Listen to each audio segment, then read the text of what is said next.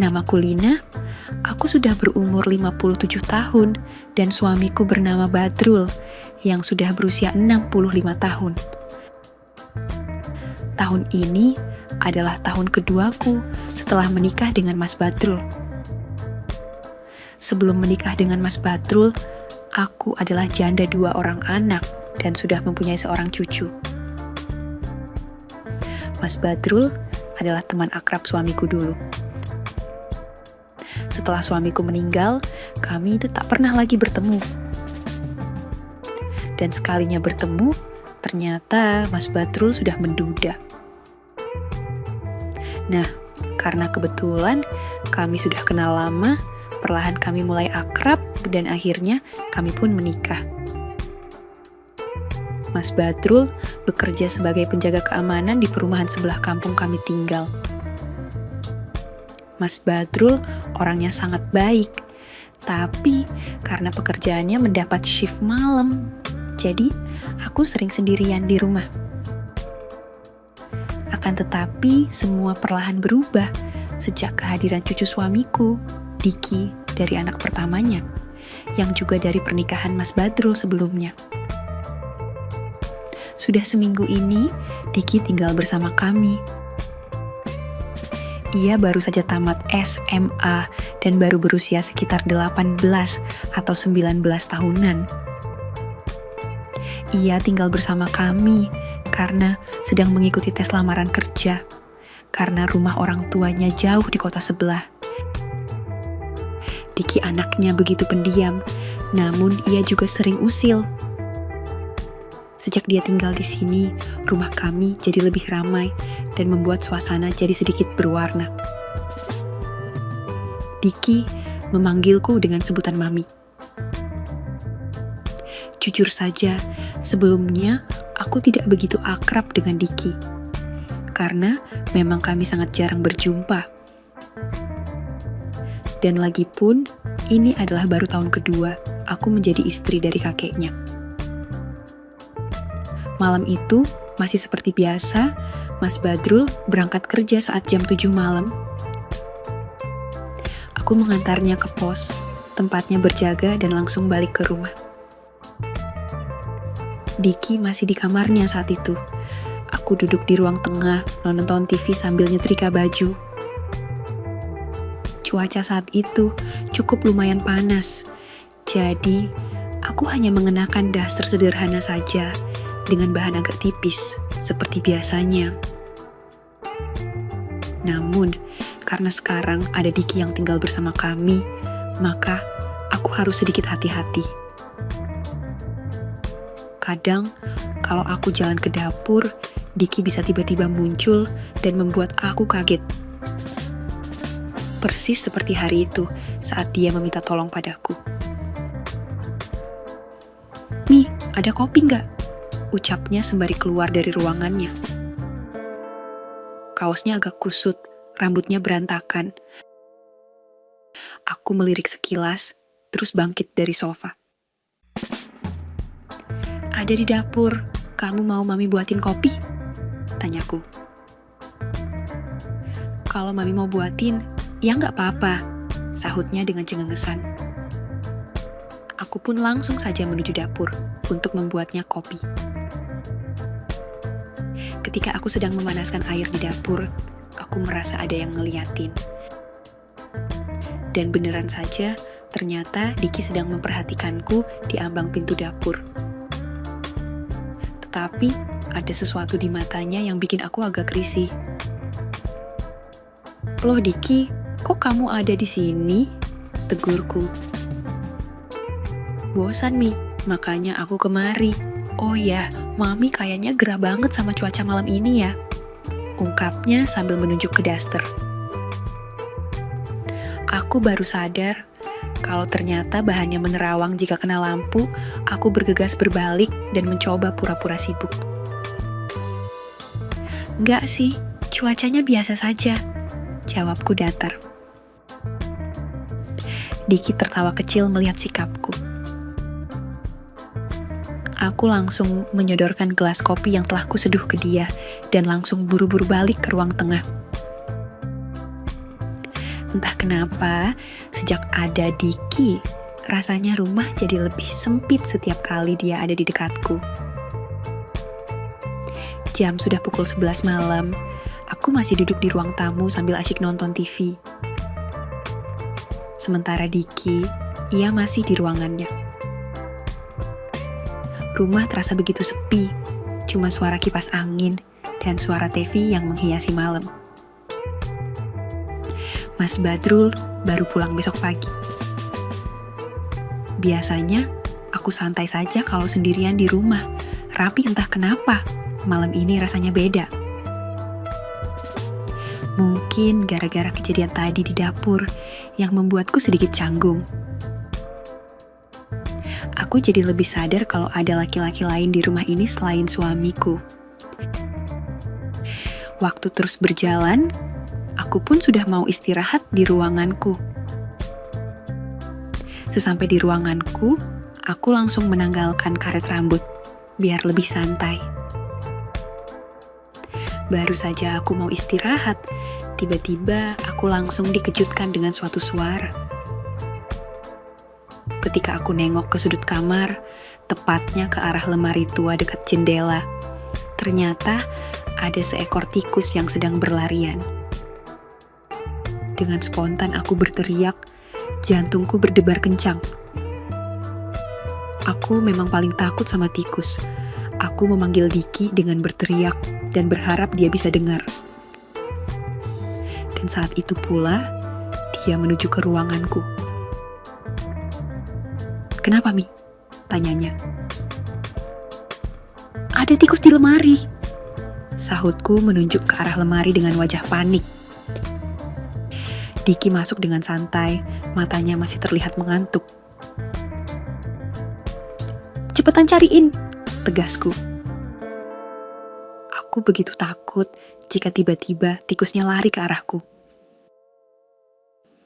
Diki terlihat tertawa kecil sambil ngecek ke bawah lemari. "Kok nggak ada, Mi?" tanyanya. "Ada loh, tadi Mami dengar suaranya," ucapku lagi. Diki berusaha mencarinya, walau tanpa hasil. "Udahlah, Mi, mungkin dia udah kabur," kata Diki, yang akhirnya berdiri sambil melihatku dengan sedikit tertawa. "Jangan asal ngomong lo, Diki, nanti tiba-tiba nongol lagi gimana? Aku gak bakal bisa tenang," ujarku. Diki melirikku dengan nyender di lemari. "Terus gimana, Mi?" tanyanya. Saat itu, aku begitu dilema. Aku ragu-ragu mau mengatakan, jika aku takut istirahat sendiri. Tapi, kalau beneran tikusnya masih ada dan tikusnya naik, aku sudah pasti nggak bisa membayangkannya. Dengan terpaksa, aku memberanikan diri untuk minta tolong pada Diki. "Diki, tolong temenin Mami di sini bentar aja ya. Kira-kira sampai Mami terlelap aja, Pina," pitaku. Diki sedikit terperangah saat aku berkata seperti itu. "Hah, serius, Mi?" tanyanya memastikan. Aku mengangguk pelan dan dia hanya tersenyum. "Ya udah, aku ambil bantal dulu ya, Mi," ucapnya. Aku hanya mengangguk dan tiba-tiba perasaanku ada yang tak wajar, yang nggak bisa dijelaskan dengan kata-kata. Karena selama menikah dengan Mas Badrul, dia sangat jarang pulang saat malam, karena ia harus bekerja. Awalnya, aku dan Diki masih normal-normal saja, walaupun kami ada di ruangan yang sama. Aku istirahat di tempat peristirahatanku sementara. Diki, ia beristirahat di lantai yang beralas tikar. Singkat cerita, keesokan malamnya, Mas Badrul cuti dari kerjanya. Karena sudah lama tak memenuhi kewajibannya, malam itu Mas Badrul memberikan semua kewajibannya terhadapku. Namun, betapa bodohnya aku saat itu, aku benar-benar lupa kalau di ruangan sebelah ada Diki, cucunya suamiku. Saat itu aku sungguh tak nyaman untuk mengekspresikan semuanya. Aku mencoba untuk mengontrol dan tidak bersuara, namun aku tetap tak bisa. Besoknya, aku tetap bersikap seperti biasa, dan malamnya, Mas Badrul sudah bersiap berangkat kerja untuk shift malamnya lagi. Setelah suara motornya Mas Badrul menjauh, rumah kembali menjadi sepi. Saat itu, aku duduk di ruang tamu sambil nonton TV sementara Diki, ia duduk di karpet sambil mengotak-atik HP-nya. Tiba-tiba, tanpa melihat ke arahku, dia berkata, "Mi, kalau lagi berlayar, jangan berisik suaranya, bikin ganggu tahu," ucapnya. Aku yang lagi memakan camilan saat itu, langsung tersedak mendengar peringatan dari Diki. Aku langsung minum air, dengan mata melotot ke arahnya. "Ganggu apa sih Diki?" ujarku, dengan perasaan campur aduk. Dia masih fokus ke HP-nya, tapi raut wajahnya tersenyum. "Pas kemarin malam kan, aku belum tidur loh Mi, jadi aku bisa dengar," ucapnya dengan tertawa kecil. "Dasar ya kamu ini, suka banget dengerin kerjaan orang tua," ucapku. Ia hanya tertawa kecil. "Salah dindingnya sih, bukan salahku," ujarnya. Tiba-tiba muncul pikiran jahil di benakku. "Emang kenapa kamu iri ya sama orang yang sudah tua ini?" tanyaku dengan tersenyum dan nada menggoda. Diki menoleh dan tak menjawab. Dari pancaran matanya, seolah mengatakan sesuatu. Sejenak suasana terasa aneh, namun aku tetap tersenyum. Sejak malam itu, suasana di rumah jadi beda. Aku masih seperti biasa, mengobrol atau kerap bercanda dengannya. Namun di balik semua itu, tumbuh perasaan tak wajar dalam diriku. Aku nggak tahu siapa yang mulai duluan awalnya. Mungkin berawal dari iseng, tapi lama-lama jadi kebiasaan. Contohnya seperti malam itu, setelah makan malam, aku seperti biasa bersantai sambil nonton TV di ruang tengah. Dan seperti biasa, dia sibuk dengan HP-nya yang duduk di lantai. Tiba-tiba, dia nyeletuk tanpa melihat ke arahku. Mi, kalau istirahat malam jangan sendirian terus, emang gak kesepian?" tanyanya, tanpa menatapku. Aku langsung meliriknya. "Emang kenapa kalau sendirian?" tanyaku balik. "Ya, siapa tahu Mami butuh teman," ucapnya. Aku tertawa mendengarnya, tapi entah kenapa, seperti ada gejolak di benakku saat ia berkata seperti itu. "Kan kemarin Mami juga sempat takut gara-gara tikus, berarti kalau ada yang temani, kan lebih aman," ujarnya. Aku hanya tersenyum saja tanpa menjawab. Saat itu udaranya agak dingin, namun entah kenapa keringat menitik di dahiku. Aku mencoba fokus nonton drama di TV, tapi pikiranku melayang entah kemana. Aku pun memutuskan untuk beranjak ke ruanganku dan tinggallah Diki sendirian di ruang tengah. Ada perubahan terlihat dari tatapan Diki setiap kali dia melihatku. Dan aku sadar, aku juga mulai melihatnya dengan cara yang berbeda. Ini gak boleh terjadi, aku harus jaga jarak, pikirku. Tapi sebelum aku sempat menenangkan diri, suara ketukan pelan terdengar dari luar pintu ruanganku.